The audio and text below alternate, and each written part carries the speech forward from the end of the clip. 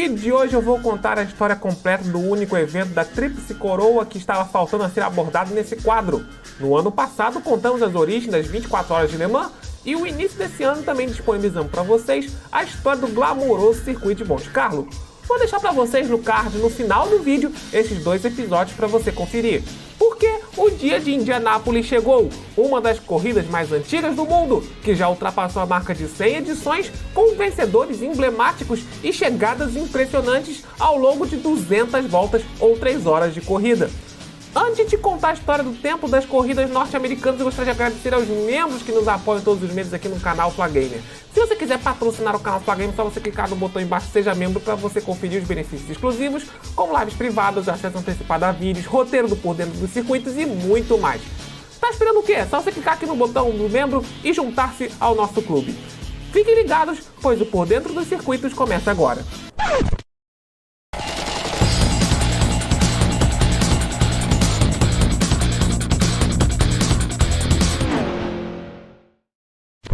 Após uma viagem na França e vendo o pioneirismo e expertise dos europeus na questão da elaboração do automóvel, o empresário Carl D. Fisher teve uma visão de construir um speedway na região. Com isso, ele se inspirou no oval de Brooklyn, na Inglaterra. Inclusive, foi o local da primeira corrida no circuito ondulado do mundo e com isso trouxe a ideia para a Indiana com a intenção de construir um circuito gigante de 3 a 5 milhas de extensão, com o objetivo de transformar Indianápolis na capital da fabricação de carruagem sem cavalos. As obras na pista começaram em março de 1909, tendo que se adaptar ao terreno adquirido. De um circuito que deveria ter 5 milhas, acabou com a metade do comprimento, 2,5 milhas. Em poucos meses, a pista já estava concluída, mas pasme, o primeiro evento que aconteceu em Indianápolis não foi uma corrida. Em 5 de junho de 1909, enquanto o oval estava prestes a ser finalizado, aconteceu uma competição de balão a gás. 40 mil pessoas estavam ali para testemunhar quem voava mais alto. O balão Universal City ganhou a corrida pousando a mais de 600 km de distância da pista. Os primeiros eventos automobilísticos de testes em Indianápolis ocasionaram acidentes fatais, ao ponto da Confederação de Automóveis dos Estados Unidos ameaçar um boicote caso não mudassem a superfície da pista. Assim nasceu o apelido da pista de Brickyard. A pista foi completamente modificada, colocando tijolos, ou bricks em inglês, durante todo o traçado. Ao mesmo tempo, adicionaram os muros de concreto em volta do autódromo. Em 1911, foi definido através de uma estratégia de marketing que só aconteceria atividades automobilísticas perto da data do Memorial Day e estabeleceu-se uma única prova de longa duração, que seria as 500 milhas. E então nasceu a primeira edição das 500 milhas de Indianápolis no dia 30 de maio de 1911, quando 40 carros alinharam para esta corrida. O primeiro Big One das 500 milhas aconteceu na 13ª volta da corrida. Neste Big One, Sam Dixon foi a primeira pessoa morta na história durante a competição. Ray Harron foi o primeiro vencedor daquela prova após completar a corrida em 6 horas e 42 minutos de duração, recebendo uma premiação de $14.250, equivalente a $385 mil hoje. Em 1917, a competição teve uma pausa por causa da Primeira Guerra e voltou com tudo em 1919. Na década de 30, começou a asfaltarem a pista, com uma exceção de uma pequena faixa que permaneceu de tijolos na linha de largada e chegada, o resto do autódromo já se encontrava asfaltado. Essa faixa de tijolos, onde os pilotos geralmente beijam ao comemorar uma vitória, logo após tomar o leite de comemoração. Aliás, essa tradição do leite começou em 1936, quando o vencedor da corrida, Louis Meyer, bebeu o leite porque a mãe dele disse que o refrescaria num dia quente. Nisto, um executivo viu uma oportunidade de marketing e o vencedor passou a tomar este leite a partir de 1956. Outras alterações no circuito oval aconteceram apenas na década de 90, com a inclusão de uma zona de aceleração e desaceleração dos carros para o pit stop na parte de dentro da pista, fazendo com que ela se estreitasse um bocado. Isso já era levando em consideração a chegada da NASCAR Cup no autódromo em 1994, quando aconteceu a primeira edição da Brickyard 400. Em 1996, foi a primeira edição das 500 milhas após a cisão que originou as duas categorias, IRL e kart. A maioria das equipes de ponta boicotaram a prova, escolhendo competir a corrida rival pertencente ao calendário da kart que caía no mesmo dia das 500 milhas de Indianápolis, que era a US 500, no circuito de Michigan. O vencedor da corrida de Indianápolis foi Bud Lazier. Em 2000, um projeto muito ambicioso de Bernie Ecclestone estava em levar a Fórmula 1 nos Estados Unidos, fez com que Indianapolis Motor Speedway ganhasse um traçado misto, utilizando a curva 1 do oval no sentido contrário para finalizar o traçado. Michael Schumacher entrou para a história por ter sido o primeiro vencedor daquela corrida.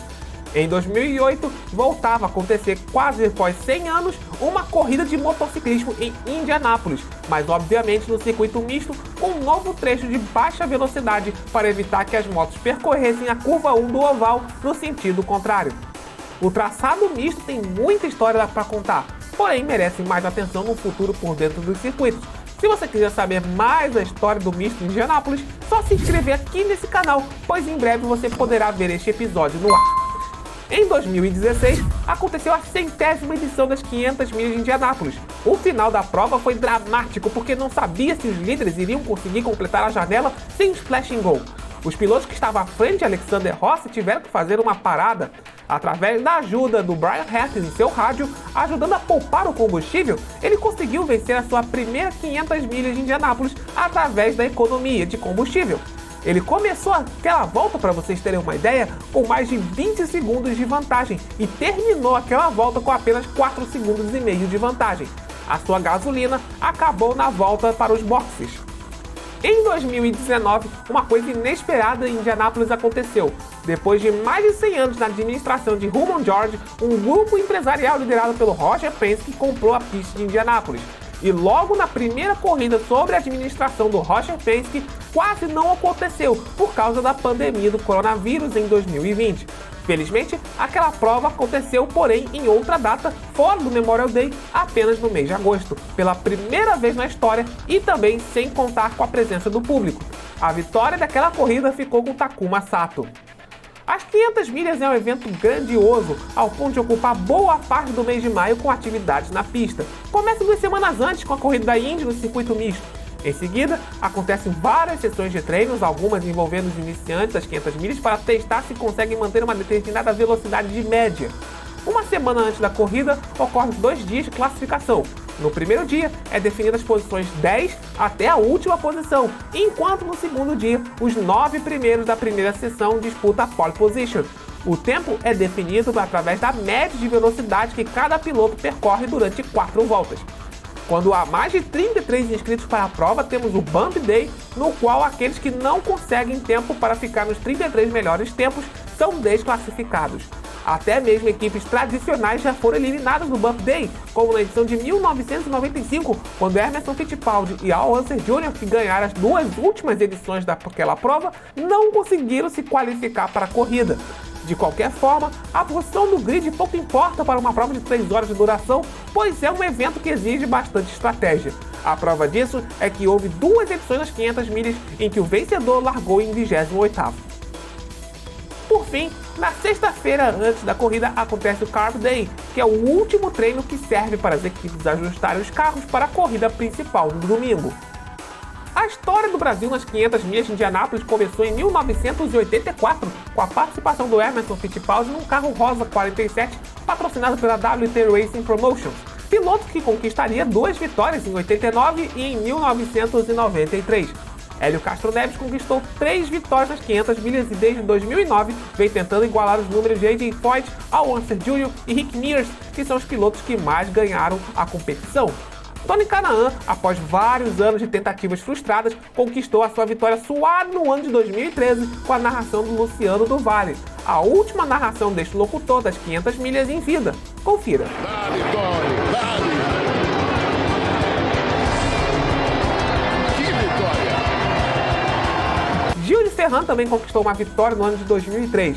Com um total de 7 vitórias, o Brasil é o terceiro país com mais triunfo nas 500 milhas, logo atrás de Reino Unido com 8 vitórias e, obviamente, os Estados Unidos. As 500 milhas de Indianápolis é uma prova que é recheada de grandes momentos inesquecíveis. Em 1964, Dave McDonald e Ed Sharkes protagonizaram o acidente mais impressionante da história de Indianápolis na segunda volta da corrida. As chamas cobriram boa parte do autódromo após a colisão. Ambos os pilotos morreram.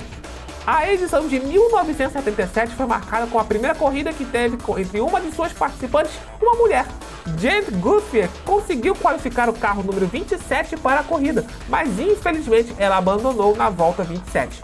A chegada mais próxima da história da competição aconteceu na edição de 92, quando Al Unser Jr. venceu por apenas 43 milésimos de diferença em relação a Scott Goodyear. Outro momento memorável aconteceu em 2011, quando marcou os 100 anos da primeira edição. Hildebrand estava para vencer aquela corrida quando o carro bateu na curva 4 na última volta.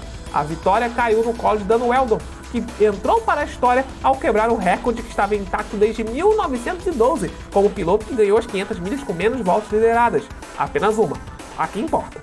Infelizmente, o piloto viria a falecer no final daquele ano num acidente muito grave na etapa de Las Vegas.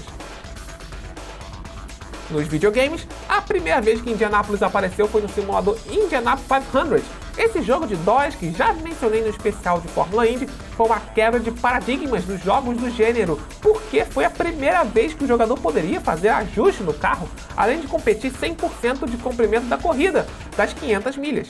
Um jogo que marcou o gênero dos simuladores de corrida e que o fez decolar nos computadores depois e com outros jogos da década de 90.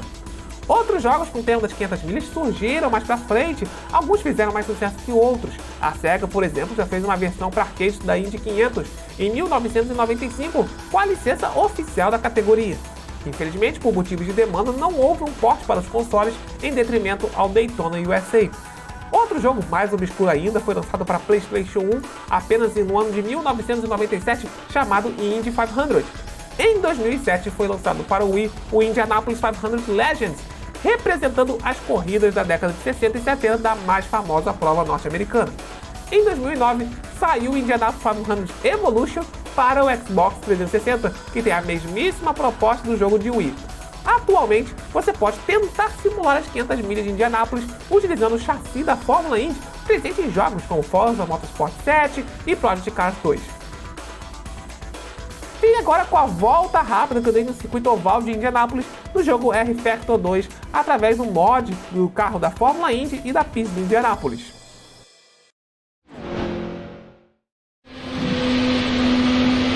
That was a 40.64. Para você que está acompanhando aí a minha Hot Lap, se você está gostando por dentro dos circuitos, não esqueça do seu like, de compartilhar o vídeo para a galera fã de Fórmula 1 que gostaria de conhecer as curiosidades deste autódromo que você está acompanhando no episódio de hoje. Visite também as ofertas que estão no link na descrição. Com certeza vai ter alguma promoção que você vai se interessar. Continue assistindo a minha volta rápida.